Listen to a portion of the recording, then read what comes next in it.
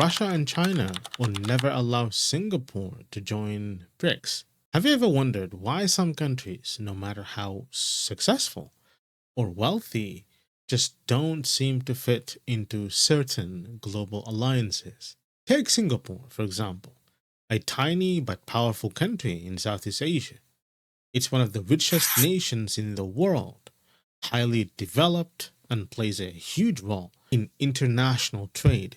So, why isn't Singapore a member of BRICS, the bloc made up of Brazil, Russia, India, China, and South Africa? And more importantly, why might Russia and China never allow Singapore to join? Let's break it down. BRICS started as a group of emerging economies. Back in the early 2000s, an economist at Goldman Sachs came up with the idea: what if Brazil, Russia, China, and India, four rapidly growing nations, teamed up to challenge Western dominance? They were later joined by South Africa, and over time, the group became a platform for cooperation on politics, trade, and finance. More recently, BRICS has been seen as a counterbalance to institutions like the IMF and the World Bank, both heavily influenced by the United States and Europe. Russia and China, in particular, have used BRICS to push for a multipolar world, a world where power is shared, not dominated by the West. So, where does Singapore fit into all of this? Let's not underestimate Singapore. This tiny city state, just a dot on the map, is anything but insignificant. Despite its small size, Singapore punches far above its weight on the world stage. It's not just a global financial hub, it's one of the most important ones. Singapore ranks alongside New York, London, and Hong Kong in global finance, and is often referred to as the Switzerland of Asia. Its port, one of the busiest on the planet, handling more than 37 million containers a year. Its airport, Changi, is consistently ranked the best in the world, and its infrastructure is world class. The healthcare system ranks among the top globally. The education system produces some of the best performing students in international rankings like PISA.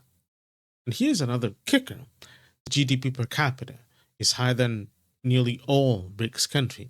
It's a highly income economy, and by some measures, it's wealthier per person than the US, UK, and Germany. So, on paper, it looks like the perfect addition to BRICS: strong economy, stable government, global influence. But here's the catch: Singapore is too aligned with the West, and not just diplomatically. It's deeply woven into the fabric of the Western led world order.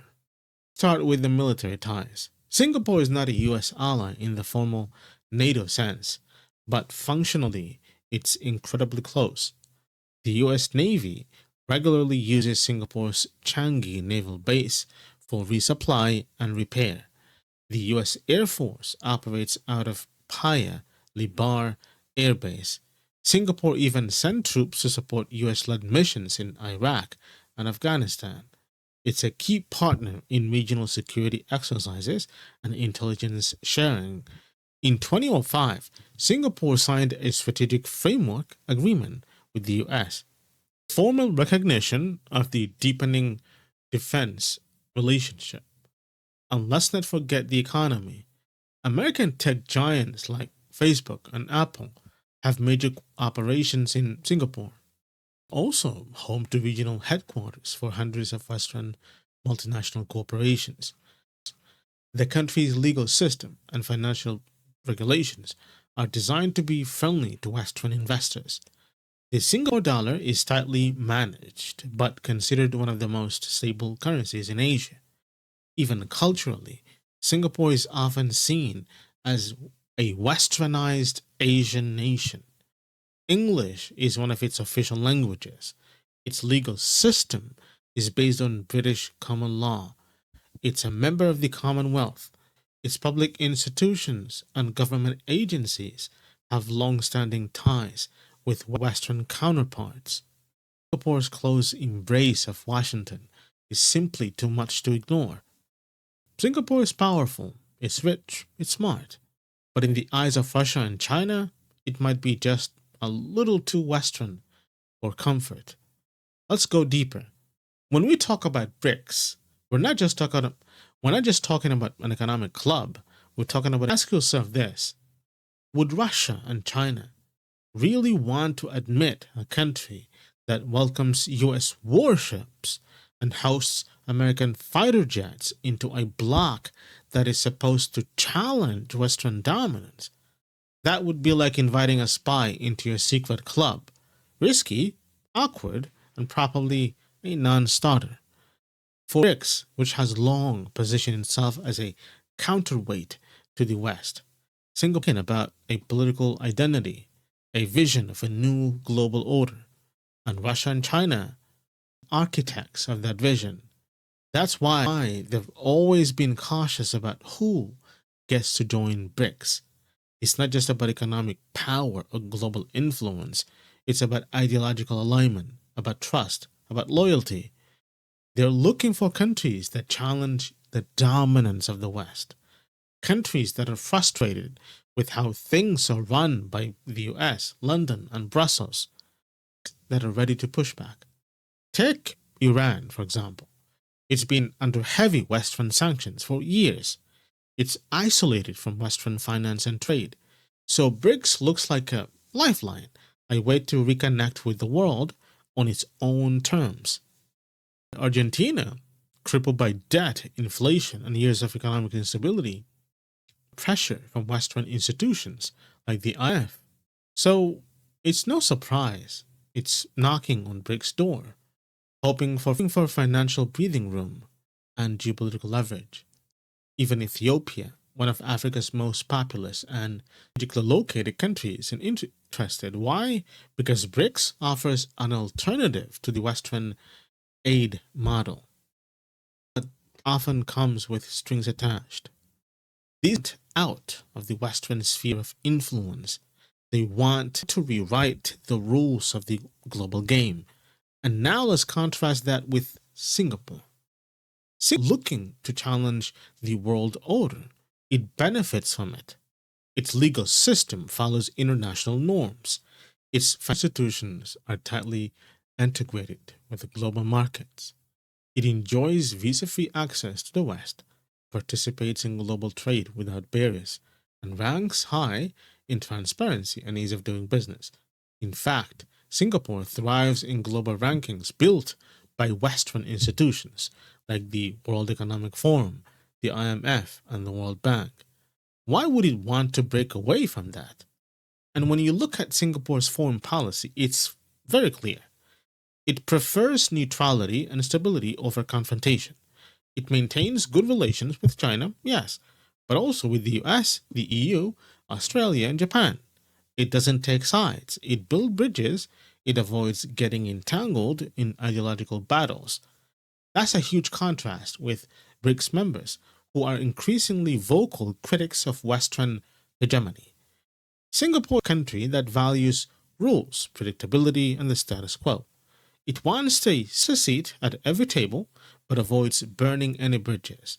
It's a diplomat's dream, but a revolutionary bloc's dilemma. So let's ask the question. Would BRICS, especially Russia and China, really want to share a table with a country that's already sitting comfortably at the Western table? Or would they prefer allies who are hungry for change, who are ready to disrupt the system, not protect it? Because at its core, BRICS is not just about GDP or ports or global rankings. It's about rewriting the script of global order. And while power is powerful, it's not here to flip the table. Let's talk about China for a moment.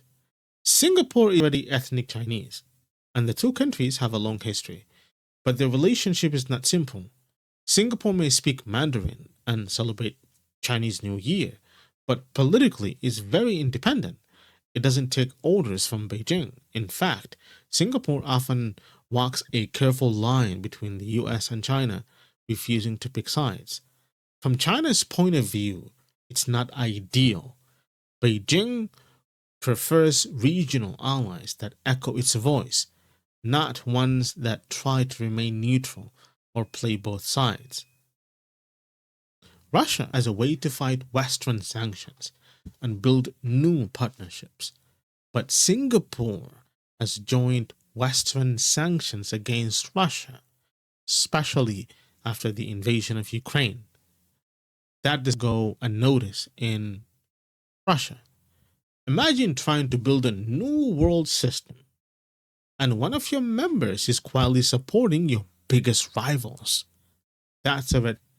From Russia's perspective, letting Singapore into BRICS would feel like opening the door to a quiet observer from the other side. That's not what they want. One of the Singapore ever join BRICS? It's unlikely. Not because it doesn't qualify in terms of economy or global influence, but because BRICS, especially in the eyes of Russia and China, is more than just a club of rising powers. It's a strategic alliance against a Western dominated system. Singapore may be stable and respected, but its strong ties with the US, its neutral stance in global conflicts, and its refusal to take sides makes it a poor match with the BRICS vision. And in the eyes of Russia and China, that's enough reason to keep the door closed. Do you think should try to join BRICS anyway? Or is it better off staying neutral and continue to build partnerships on all sides? Let us know what you think in the comment section.